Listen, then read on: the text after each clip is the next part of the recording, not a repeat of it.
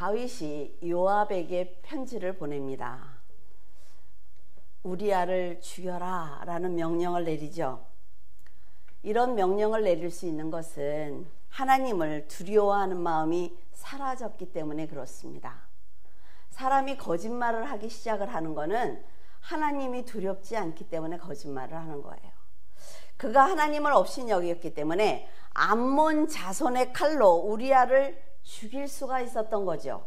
그의 철을 빼앗는 죄를 지을 수가 있었던 것입니다. 그동안 하나님의 거룩함을 담기 위해서 다윗이 얼마나 노력을 했는지 우리는 알고 있습니다. 그런데 그가 어떻게 이렇게 악한 행동을 할 수가 있는지 도저히 이해가 되지 않아요. 전능하신 하나님의 은혜로 수많은 기적을 경험했던 다윗이 지금이라도 돌이켰다면 그는 죄를 용서받을 수 있었을 것입니다. 우리는 선한 양심을 가지고 있기 때문에 내가 잘못을 저지르려고 할 때 이미 압니다. 내 마음이 이미 하지 말라고 얘기를 하죠. 그런데 우리가 이기고 하는 거예요. 그때 돌이키면 하나님께서는 용서하신다는 거예요. 욕심을 채우기 위해서 악한 요압과 암몬을 이용해서 선한 우리아를 죽인 죄는 아무리 하나님의 사랑을 받는 다윗이라고 할지라도 크게 책망을 받을 수밖에 없습니다. 밧세바가 다윗의 아내가 된 후에 하나님께서 나단 선지자를 부르십니다. 그러시면서 다윗에게 가서 내가 알려준 이 비유의 말씀을 전해라 라고 명령을 하셨어요. 다윗을 곧바로 책망하시지 않고 나단에게 비유의 말씀을 전하게 하신 것을 보면 어쩌면 다윗에게 한 번의 기회를 더 주고 싶었을지도 몰라요. 하나님께서 다윗에게 직접 가시면 다윗은 크게 고난을 당할 수밖에 없단 말이죠. 그러니까 나단을 통해서 한번 전하라는 거예요. 그래서 들으면 어때요? 하나님께서 직접 나서실 필요가 없단 말이죠. 나단은 하나님의 명령을 받자 곧바로 다윗에게 가서 말씀을 전했습니다. 한 성에 부자와 가난한 사람이 있었는데 부자는 양과 소가 심히 많았습니다. 근데 가난한 사람은 양 한 마리밖에 없었어요. 그 양을 자식처럼 사랑했다고 했어요. 같이 먹고 같이 자면서 너무나 사랑을 했습니다. 나그네를 대접하는 것이 이스라엘의 법이기 때문에 어느 날 부자의 집에 행인이 왔는데 어때요? 나그네니까 대접을 해야 되죠. 그런데 내 것은 아까운 거예요. 아무리 여러분 돈이 많은 사람도 내 것을 나누어 주려고 마음을 먹으면 아까운 것입니다. 그러니까 뭐 요새 뉴스에 많이 나오죠. 그 불우이웃 돕기 구제하자. 그런데 그 돈들이 다 어디 가요? 이상한 사람들 주머니로 들어가는 걸 볼 수가 있단 말이에요. 그런 일들을 만들어 놓고 자신의 욕심을 채우는 것입니다. 이 사람은 지금 양과 소가 심이 많아요. 그러면 한 마리 잡으면 되는데 그게 너무 아까우니까 가난한 사람의 한 마리밖에 없는 그 암양을 잡는 거예요. 나단 선지자의 얘기를 가만히 들어보니까 다윗이 화가 나기 시작을 했어요. 아니 어떤 이런 인간이 다 있어. 되게 화가 나는 거예요. 그래서 분노하면서 하는 말이 부자는 죽어서 마땅하다. 죽어 마땅해. 그러니까 그 사람에게서 빼앗은 양을 4배로 갚아주어라 라고 명령을 내립니다. 자신이 그 부자라는 걸 모르는 거죠. 내가 그 죄인이라는 걸 모르는 거예요. 우리가 세상에 나가서 전도할 때 어떻게 합니까? 당신 지옥 갈 수 있어 라고 얘기를 하는데 내 삶은 하나님이 보실 때 천국 갈 수 있습니까? 네가 잘못됐어 라고 말할 수 있는 것은 내가 정말 죽도록 하나님 앞에 헌신하고 내 삶을 선하게 살 때 말할 수 있단 말이죠. 그 부자가 지금 하는 말은 나는 믿음이 있어. 나는 그런 짓을 안 하거든 라는 거예요. 여러분 사람들을 보면요 다른 사람들의 행동은 잘 판단합니다. 그런데 자신도 안타깝게도 그 사람과 동일한 행동을 하고 있다는 건 잘 몰라요. 남이 잘못을 판단하는 건 굉장히 정확하게 합니다. 그러면서 나도 한단 말이죠. 그런데 내가 하는 거는 몰라. 마치 자신은 다른 사람들의 잘못을 지적해도 되는 것처럼 신기할 정도로 정확하게 판단하지만 자신의 죄는 보지 못하는 것입니다. 자신의 들보와 같은 죄를 보지 못하고 다른 사람의 티만 보았던 다윗은 아무런 죄책감이 없었어요. 그러면서 하나님의 이름으로 맹세를 합니다. 아마도 우리아를 죽이고 그의 처를 아내로 맞은 일이 아주 순조롭게 진행이 됐죠. 그러니까 자신의 엄청난 죄를 잊었던 것 같습니다. 하지만 사람은 잊어버릴지라도 하나님께서는 절대로 잊지 않으세요. 이게 문제라 말이죠. 우리가 오늘 지은 죄를 하나님은 기억하셨다가 10년 후에 심판하실 수도 있어요. 왜? 너 지금 이 사람을 이렇게 책망을 하는데 너는 안 그랬어? 라고 말씀하신단 말이죠. 죄는 회개하지 않으면 그대로 남아 있습니다. 그래서 반드시 회개해야 돼요. 하나님의 긍휼하심으로 용서를 받아야 합니다. 하나님께서는 죄를 미워하시는 것이지 사람을 미워하시는 게 아니에요. 근데 여러분, 이 말을 잘못 들으니까 그래, 내가 죄를 지을 수 있어. 근데 하나님은 나를 미워하지 않아 라고 하는데 그 죄를 지은 내가 그 하나님의 심판을 감당해야 합니다. 그러니까 조심해야 돼요. 하나님은 죄를 미워하시는 분이지만 그 죄를 지은 다윗을 책망하실 수밖에 없었어요. 다윗은 하나님께서 크게 진노하셨다는 것을 알지 못하고 있었습니다. 그러니까 나단에게 가난한 사람의 암양을 빼앗은 그 사람을 죽여라 라고 말할 수 있는 거죠. 신약에 나오는 삭개오는 예수님을 만났을 때 이렇게 얘기를 합니다. 자신의 재산의 절반을 가난한 자들에게 주겠습니다. 만일 제가 다른 사람의 것을 토색한 적이 있으면 4배나 갚아주겠습니다 라고 얘기를 해요. 이처럼 성도들은 삭개오처럼 죄가 얼마나 무서운지 알고 회개해야만 합니다. 우리는 노력해야 돼요. 사람이기 때문에, 사람의 본성이기 때문에 잘못할 수 있습니다. 여러분, 상대가 잘못을 할 때 그 죄를 막 지적하는 것이 아니라 그를 위해서 기도해 주면 돼요. 다윗은 자신의 죄를 지금 나단에게 전해 듣고도 이 말씀이 자기에게 주시는 하나님의 경고라는 것을 깨닫지 못합니다.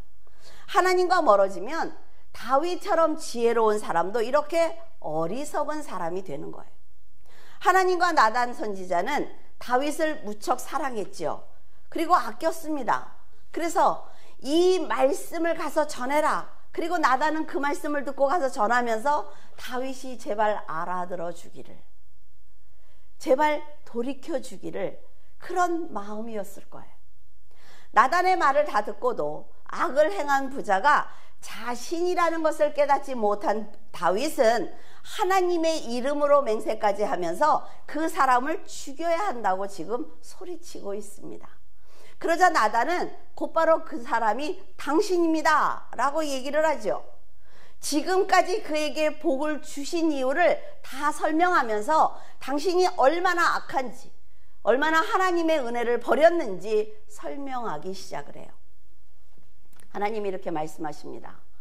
내가 너를 이스라엘의 왕으로 기름 붓기 위해서 내가 어떤 일을 한 줄 알아? 사울의 손에서 너를 구해 주었어.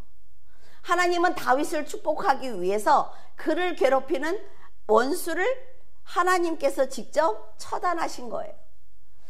그러시면서 하는 얘기가, 네가 끝까지 믿음을 지키고 인내했기 때문에 내가 네 원수를 물리쳐 줄 수 있었어 라고 말씀하세요. 그래서 여러분들에게 선하게 끝까지 살아야 된다는 거예요. 여러분들이 아무리 억울해도 그 자리에서 선하게 끝까지 견뎌줘야 하나님이 일하실 수 있단 말이죠.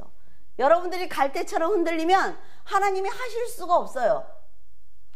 그러시면서 내가 너를 승리하게 해줬어 라고 말씀을 하시죠. 그 다음으로 내가 어떤 복을 주었는가 하면 네 주인의 집을 너에게 거저 주었어. 네가 그 우물 판 것 아니잖아. 네가 그 집 지은 거 아니잖아. 내가 너에게 그냥 준 거야. 아내들을 네 품에 주었어. 이스라엘과 유다 족속을 너에게 맡겼고 만일 그것이 부족하다고 네가 불만을 토로하면 내가 너에게 더 많은 것을 채워줄 수 있었어 라고 말씀하셨어요. 그동안 인내하며 지켜온 믿음의 상을 주신 그 이유를 말씀하시는 것입니다. 믿음을 보시고 축복을 해 주셨는데 왜 끝까지 믿음을 지키지 못하고 사랑이 많으신 하나님을 업신여기고 악을 행했느냐라고 진노하시는 것입니다. 우리는 하나님이 복을 주시면 변질되기 시작을 한다 말이죠. 하나님은 한 개를 주셨어요. 10개를 가지고 있어. 계속 주시려고 하는데 우리는 딱 한 개 받으면 됐어 하면서 변질돼요. 그래서 이걸 못 받는다 말이죠. 끝까지 가봐야죠. 이 장면을 보면서 제가 느끼는 것은 다윗에게 이렇게 화를 내시는 하나님의 마음은 분노라기보다는 다윗을 안타깝게 여기는 연민처럼 보였어요. 왜? 너무 사랑하니까. 네가 왜 이렇게 됐어? 안 그랬으면 좋았잖아. 이거지요.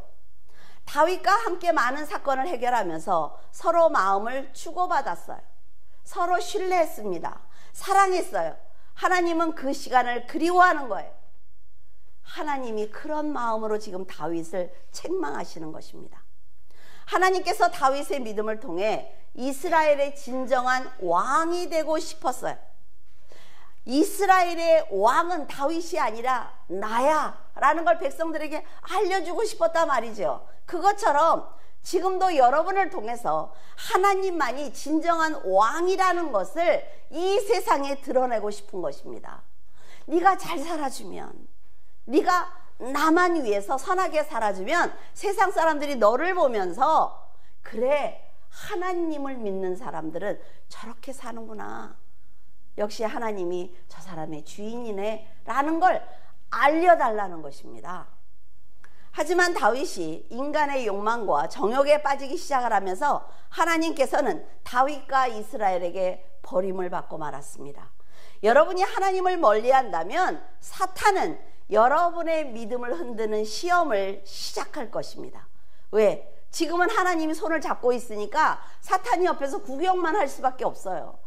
둘이, 하나님과 나, 우리 둘이 이렇게 꽉 잡고 흔들리지 않으니까 사탄은 아무것도 할 수가 없습니다. 세상으로부터 온 안목의 정욕과 이생의 자랑을 갖게 해서 영적으로 혼란스럽게 만들죠. 그래서 그 죄의 자리를 떠나지 못하도록 사탄이 만드는 것입니다. 여러분이 절대로 사탄을 이길 수 없다고 그랬어요.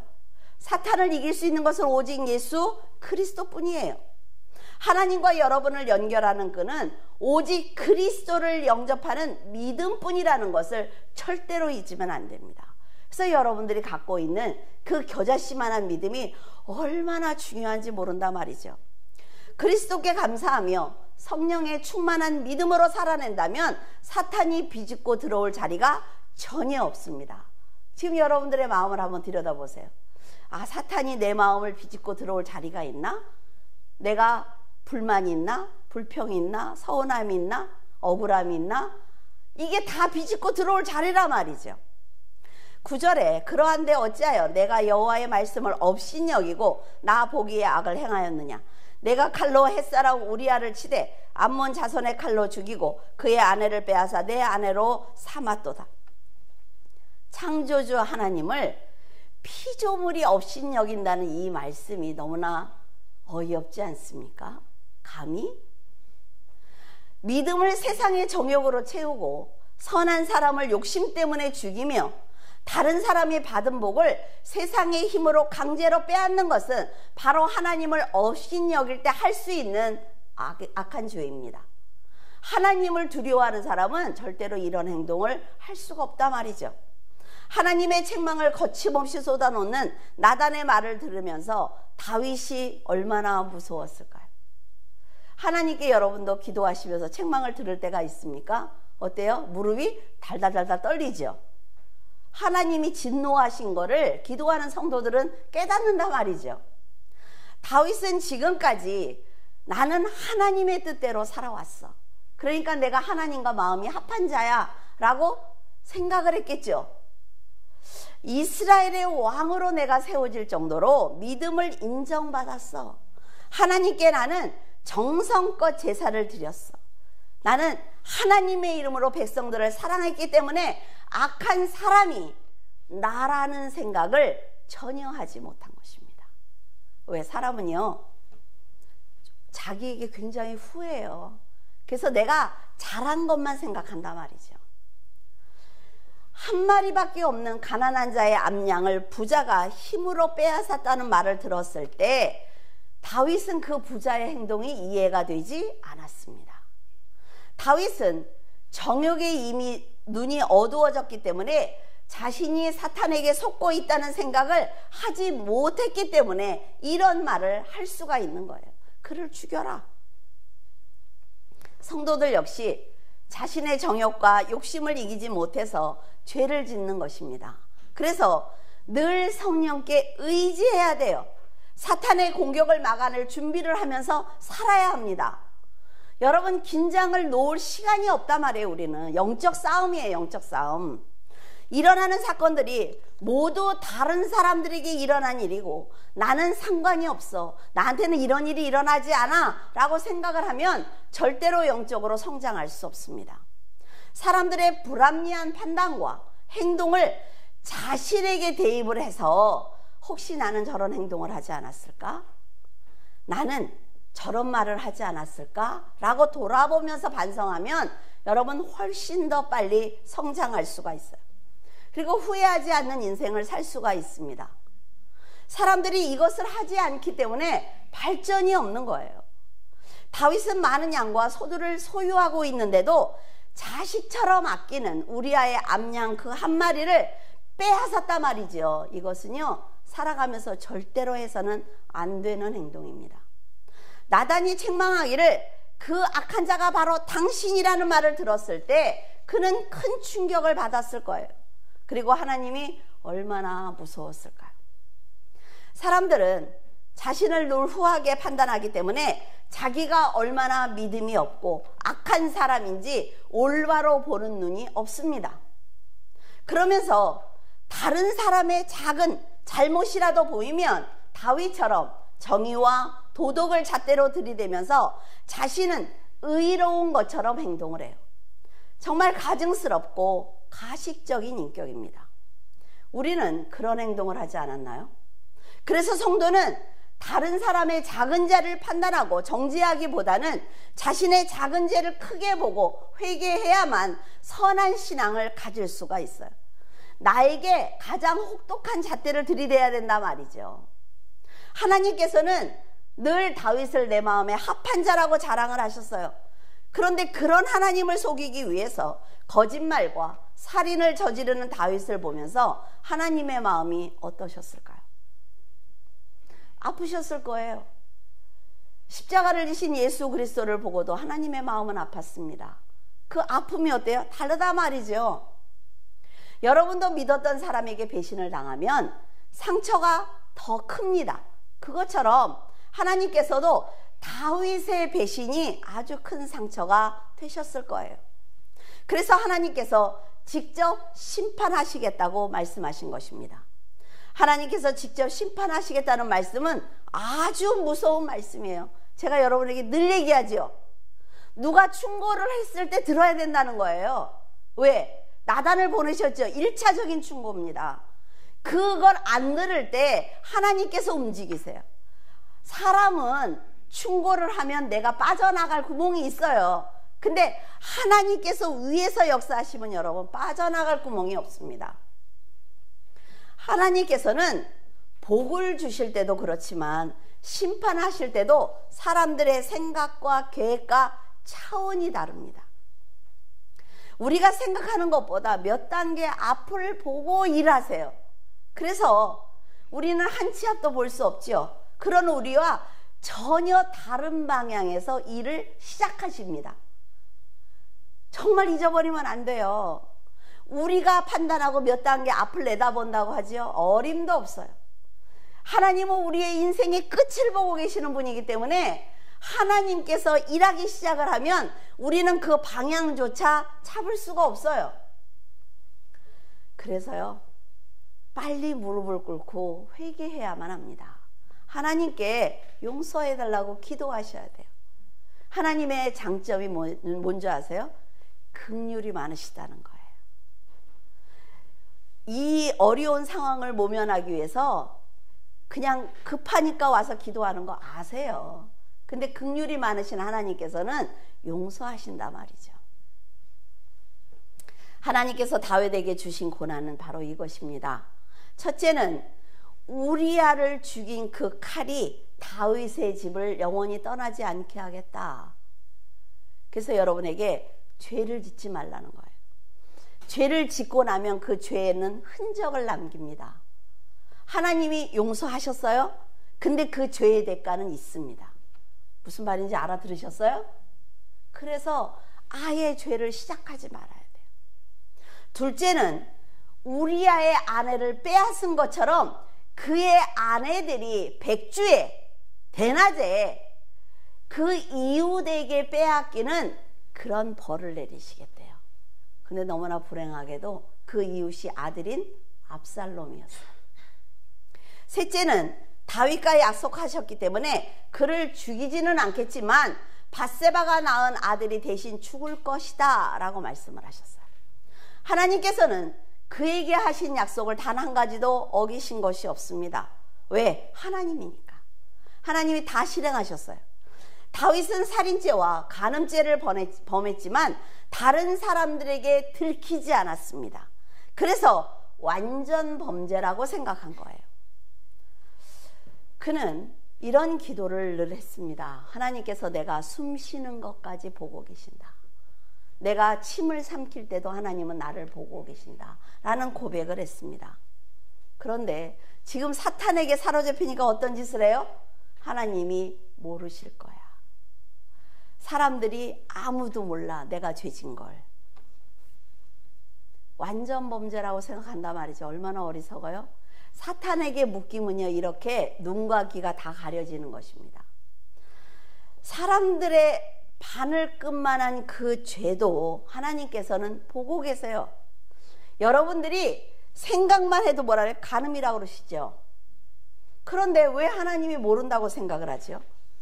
하나님은 전지전능한 위대한 왕이십니다. 아주 멋있는 분이에요. 다윗이 충성하고 믿음으로 인내했을 때는 평안을 주셨지만 이제부터는 그는 연단을 받을 것입니다. 지금 하나님께 책망을 받는 사람이 다윗이라는 것도 너무 놀랍지만 그토록 사랑했던 다윗의 죄를 용서하시지 않는 그 하나님을 보면서 하나님이 얼마나 무서운 분인지 우리는 알아야 합니다. 하나님께서는 다윗을 미워하신 것이 아니라 그의 죄를 미워하신 것이며 그의 죄를 용서하기 위해서 다윗에게 고난을 주신 것입니다. 헷갈리지 않죠? 우리아는 아내 밧세바를 목숨처럼 아끼고 사랑을 했어요. 하지만 부자인 다윗에게 아내를 빼앗기는 것은 물론 목숨까지 빼앗기고 말았습니다. 그는 이런 사실을 솔직히 모르고 죽었어요. 그렇죠?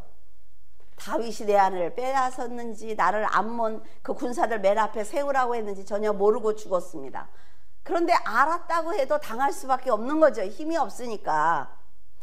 무엇이든지 원하는 대로 할 수 있는 다윗과 아내와 목숨도 지키지 못하는 그런 우리아의 이런 사정을 빠짐없이 보고 계신 분이 바로 하나님이에요. 그래서 우리는 하나님이 좋죠. 우리가 아무리 억울함을 당해도 하나님이 아시니까. 하나님께서 우리의 모든 것을 알고 계신다는 것이 너무나 두렵기도 하지만 한편으로는 하나님께서 지켜보고 계신다는 것이 감사하기도 합니다. 여러분이 정직하다면 양을 빼앗겨도 대신 찾아주실 거예요. 억울한 일을 당해도 하나님께서 갚아주실 것입니다. 그러니까 염려할 것 없다는 거죠. 복수할 것 없어요. 혈기 낼 필요가 없다는 거예요. 우리는 하나님과 같이 강력한 보호자가 계세요. 그렇기 때문에 두려울 것 없지만 다윗처럼 악을 품는다면 작은 죄도 다 보응을 받게 될 것입니다. 그래서 하나님의 선한 성품을 아는 사탄은 성도들을 하나님과 멀리 떨어뜨려 놓으려고 날마다 노력하는 거예요. 하나님과 붙어 있으면 하나님의 영광에 더 nim죠. 그러니까 사탄이 이거를 떼어낼 수가 없어. 그러니까 죄를 짓게 하는 거예요. 유혹을 합니다. 그러면 하나님과 자연스럽게 성도가 어둠으로 걸어간단 말이죠.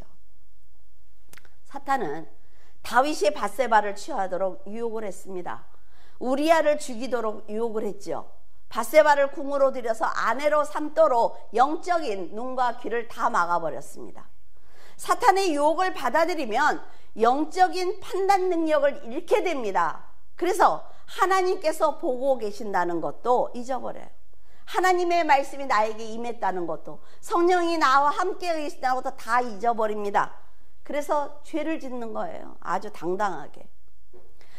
다윗이 아들을 잃는 이 두려운 사건을 사람들은 회개의 기회로 삼아야 합니다.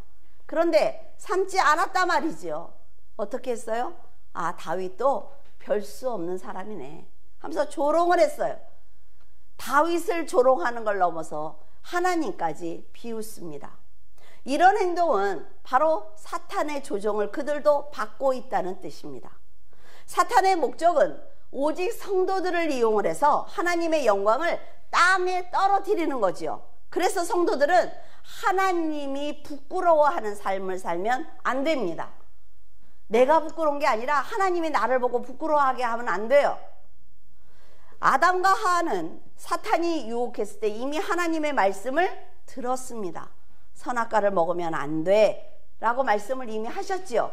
그런데 사탄의 유혹을 물리칠 힘이 없었어요. 왜? 이미 이 육이 이겼단 말이죠. 인간의 본성을 이기지 못하고 사탄의 말을 따른 거예요. 여러분들도 사탄이 수시로 유혹할 것입니다. 화내, 혈기내, 싸워, 낙심해, 오늘 교회 가지 마, 뭐 여러 가지 있잖아요. 그렇죠? 그럴 때 절대로 지면 안 된다는 거예요. 여러분이 잘못했을 때, 다윗이 잘못했을 때 사탄이 하나님을 얼마나 조롱했는지 우리는 알 수가 있어요. 세상은 성도들이 믿음으로 사는 거를 보면서 하나님을 바라봅니다. 하나님의 판단의 조건은 성도들이 사는 삶의 모습이에요. 물론 그들은 하나님을 판단할 자격이 없습니다. 하지만 성도의 삶이 하나님을 높이기도 하고 부끄럽게도 한다는 거예요. 그래서 여러분 조심하셔야 합니다. 밧세바가 낳은 아들이 죽고 그 집에 칼이 떠나지 않는 불행한 일과 아내를 이웃에게 빼앗기는 어처구니 없는 일은 하나님께서 하신 것이 아니라 다윗의 죄가 한 일입니다. 잘 분별이 되시죠? 내 죄가 그 일을 하게 하는 거지, 그 상황을 만드는 것이지 하나님이 하시는 것이 아니라는 거예요. 이걸 오해하지 않아야 하나님이 왜 우리 집에 이런 일을 하셔? 아니 왜 내 자식한테 이러셔? 이런 말을 한다는 거예요. 근데 하나님이 하시는 것이 아닙니다. 하나님은 죄를 싫어하세요. 하나님은 어둠을 싫어하세요. 그래서 하나님은 하나님의 영광 가운데 여러분들이 밝고 기쁘게 살기를 원하시지, 여러분들이 고통을 당하는 걸 원하시지 않아요. 모두가 우리의 죄가 사탄을 통해서 일어나는 것입니다. 성도들이 이 사실을 알아야만 자신의 죄가 얼마나 무서운지 알고 인생의 방향을 정할 수가 있는 것입니다. 우리아의 아내인 밧세바가 낳은 아들이 병들자 다윗은 금식을 하기 시작을 합니다. 7일 동안 밤새도록 엎드려서 하나님께 울면서 기도하기 시작을 해요. 그는 이미 죄의 열매를 거두겠다 하나님 말씀하셨죠. 그런 말을 들었어요. 근데 다윗이 생각을 할 때 내가 금식을 하고 이렇게 불쌍하게 하나님께 보이면 하나님이 마음을 돌이키시지 않을까라는 생각을 한 거예요. 다윗이 금식하는 것이 안타까웠던 늙은 신하들은 만류합니다. 이제 그만하시라고. 그런데 다윗이 듣지 않아요.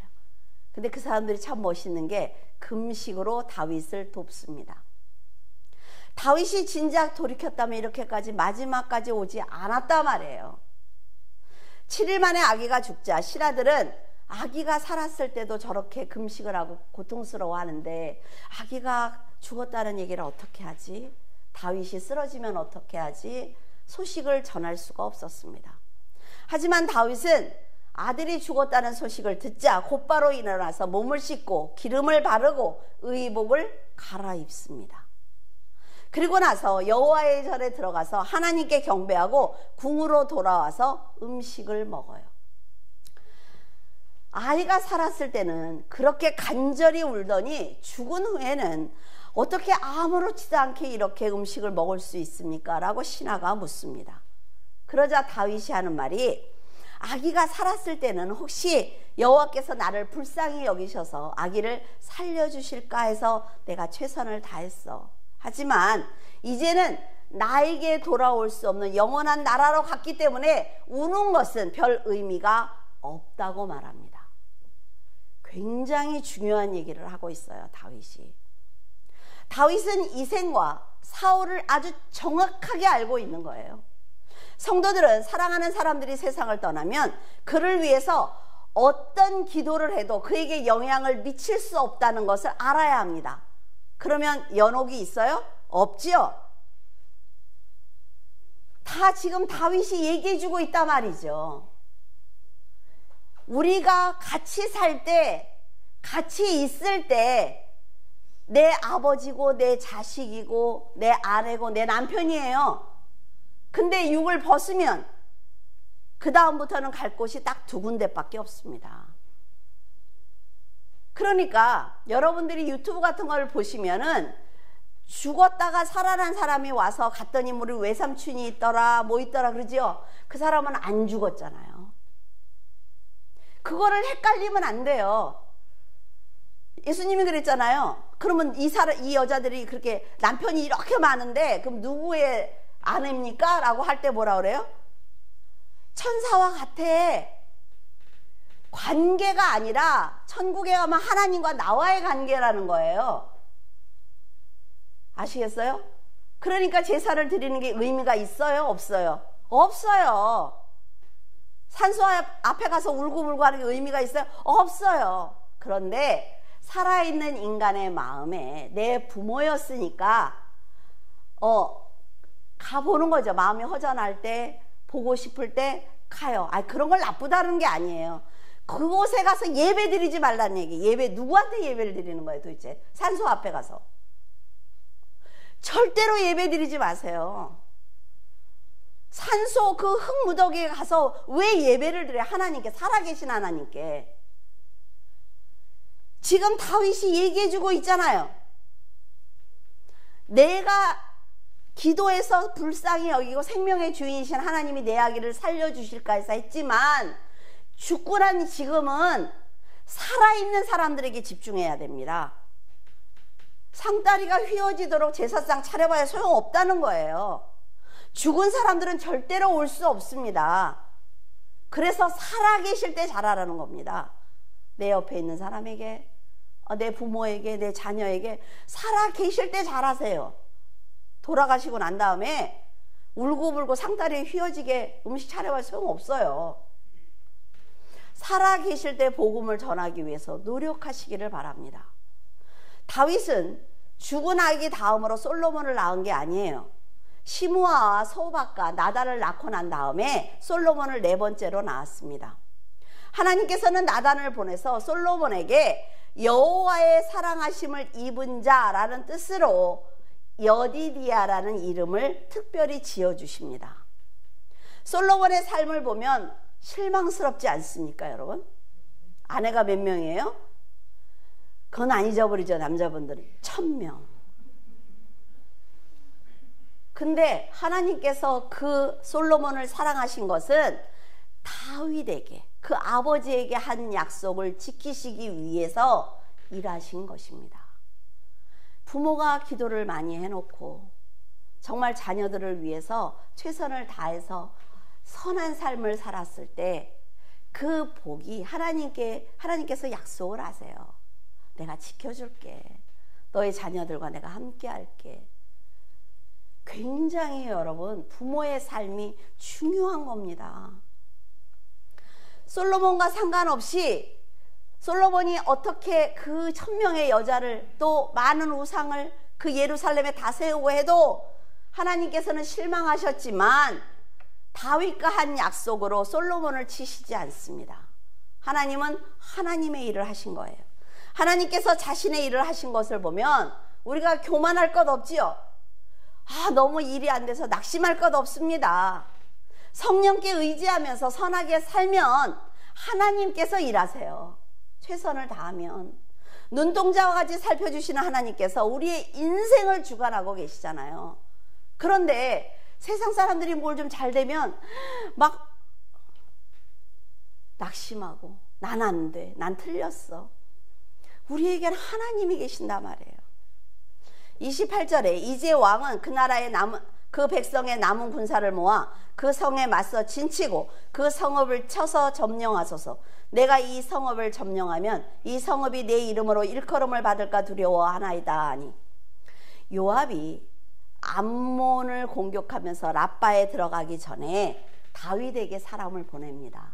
그러면서 하는 말이, 내가 이 성을 점령하면 이 백성이 요압이라는 이름을 높일까 봐 두려우니까 왕이 직접 오셔서 이 성을 함락하면 어떻습니까? 우리가 들을 때 어때요? 야, 충신이다, 멋져 이 사람, 이런 생각이 들 거예요. 그러니까 다윗은 요압의 말대로 그 랍바에 가서 성을 점령합니다. 이 사건을 보면 요압이 다윗을 굉장히 존경하는 것처럼 보입니다. 하지만 이 사건은 요압의 사악함과 교활함이 아주 잘 드러나고 있어요. 요압은 다윗의 군대 장관입니다. 제가 말씀드렸잖아요. 우리 교회 장로님들이 열심히 일하시면 누가 칭찬을 받는다고요? 제가 받아요. 와, 그 목사님이 잘 가르쳤네, 이런다고요. 그렇죠? 그런데 기분 나쁘세요, 장로님들? 왜 이렇게 인상을 쓰고 계세요? 그럴 수도 있지. 자, 요압이 그 랍바를 쳐서 성을 점령을 하면 다윗이 강해지는 거예요. 근데 굳이 와서, 지금까지 그런 적이 없는데 굳이 와서 이 성을 점령하라고요? 왜 그래요? 다윗, 너 나를 시켜서 우리아를 죽였지. 너하고 나하고 똑같은 인간이야. 그러니까 너 와서 이 성을 점령해. 그러니까 다윗이 왔어요. 어때요? 기분 좋죠? 내가 오라니까 오네, 가라니까 가네. 자, 믿음의 사람이 죄에 붙들리면 이렇게 악한 자에게 조롱을 당합니다. 존경과 신뢰는 한 번의 죄로 무너져요. 그래서 조심해야 되는 것입니다. 아무리 열심히 살아도 단 한 번에 무너지는 게 인간관계라 말이죠. 세상은 성도들이 죄를 짓기를 바라고 있어요. 세상 사람들은 성도들에게 술잔을 권합니다. 음란의 자리로 이끌지요. 그러면서 그 사람들의 마음은 어떤 마음이 있는 줄 알아요? 설마 이 사람이 하나님을 믿는다는데, 이 사람이 교회를 다니는데 내가 이렇게 이끈다고 내 말을 들을까? 하면서 반신반의합니다. 그러다가 성도가 한번 무너졌어요. 그러면 그때부터는 어때요? 믿음을 지키지 못한 그 성도를 조롱하기 시작을 해요. 성도가 회개했어요. 나 이제 그러지 말아야지. 저 죄송합니다. 저 교회를 다니고. 무슨 야, 먼저 번에 먹었잖아. 자. 조롱한다고요. 근데 이 사람만 조롱해요? 하나님도 조롱해요. 이게 사단의 영이 하는 일이라 말이죠. 그를 사랑하시는 하나님을 업신여기는 것입니다. 그러니까 여러분은 매 순간 사탄이 나를 쉬지 않고 유혹한다는 것을 잊지 말고 믿음을 지키기를 바라요. 어떤 분은 또 말을 이상하게 하니까 사탄이 여기 딱 붙어 앉아서 어깨에 앉아서 쫓아다니면서 귀에다 대고 얘기한다. 그런 말 좀 하지 말고 제발 좀. 사탄이 예수님을 시험하면서 한 번만 실수해 주기를 바랬죠. 근데 예수님이 어떻게 했어요? 말씀으로 물리쳤습니다. 지금도 사탄은 성도들이 실족하기를 바라요. 한 번만 죄를 져라. 물론 상대는 되지 않지만 성도들의 믿음을 두고 하나님과 사탄이 줄다리기를 하고 있습니다. 상대는 되지 않아요. 근데 우리 쪽에서 보면, 그런데 여러분, 생명을 보호하시려는 하나님과 생명을 빼앗으려는 사탄이 줄다리기를 하고 있는데 그 결정권이 누구에게 있어요? 나에게 있어요. 내가 하나님을 선택할 것인지 내가 사탄을 선택할 것인지 그 결정권은 나에게 있습니다. 하나님이 그렇게 하신 게 아니에요. 내가 결정한 거예요. 여러분을 사탄의 유혹으로부터 보호하고 계신 하나님을 실망시켜드리지 말고 단호하게 사탄을 예수 그리스도의 이름으로 물리치기를 바라요. 욥이 그랬던 것처럼 하나님을 사랑하고 존경을 하면 죄를 이길 수 있습니다. 믿음으로 요압과 같이 간사한 자를 분별한다면 나단의 말이 다른 사람이 아니라 바로 나라는 것을 알 수가 있어요. 나를 지적한, 내가 지금 연약한 부분, 잘못된 부분을 지적하는 것이 사랑이라는 것을 알 수가 있습니다. 다윗이 정신 못 차리면 나단도 죽였을걸요. 근데 다윗은 나단이 한 그 말을 생각해 본 거예요. 나단이 나에게 이 말을 왜 할까? 그러면 나에게 도움이 되는 것이면 들어야 된다 말이죠. 그렇죠? 더 많은 실수를 하지 않도록 나에게 나단이 얘기해 준 거잖아요. 여러분은 항상 하나님을 경배하고 사랑하면서 높여드리는 성도가 되기를 바라요. 그리고 어떤 일이든지 빨리 깨닫고 돌이키는 성숙한 신앙을 갖기를 바랍니다. 기도하겠습니다. 전지전능하신 하나님, 어리석은 저희들의 구원을 위해서 늘 인내해 주심을 감사드립니다. 하나님처럼 생각하고 판단하고 행동하려고 노력한다면 다윗과 같은 죄는 짓지 않을 것이라고 생각합니다. 그럼에도 죄를 쉽게 짓는 저희들의 작은 겨자씨만한 믿음을 보시고 원수를 물리쳐 주시고 세상의 것을 거저 주시며 필요하다면 더 주시겠다는 하나님의 말씀을 들으면서 죄송하고 부끄러울 마음뿐입니다. 이렇게 거룩한 하나님을 아버지로 모시면서도 저희들은 날마다 불평하고 좌절하며 스스로 불행의 구덩이로 뛰어들고 있습니다. 늘 부족하다고, 왜 더 채워주지 않느냐고, 나는 지혜롭고 큰 그릇인데 많은 것을 누리지 못하는 이유가 무엇이냐고 하나님을 향해 불평하고 있습니다. 지금 우리 두 손 가득 들고 있는 사랑하는 사람들과 먹고 마시고 입을 걱정을 하지 않고 있는 자신을 보지 못하고 불행한 자신만 보며 자존감을 회복하지 못하고 있습니다. 이런 자녀들을 향해 그래도 내가 너를 사랑한다고, 그러니 힘있게 일어나라고 위로하시는 하나님이 계시기에 부끄럽지만 다리에 힘을 주어 봅니다. 부족하지만 느리게 가고 있지만 하나님께서 깊이 사랑하시는 물줄기 교회 성도들을 축복하시고 더 인내하고 감사하며 은혜를 갚는 성도들로 성장할 수 있도록 인도하여 주시옵소서. 어두운 세상에서 빛을 내게 하시고 그 믿음을 보시고 축복하여 주시옵소서. 언제나 우리를 사랑하시는 예수 그리스도 이름으로 기도드립니다. 아멘.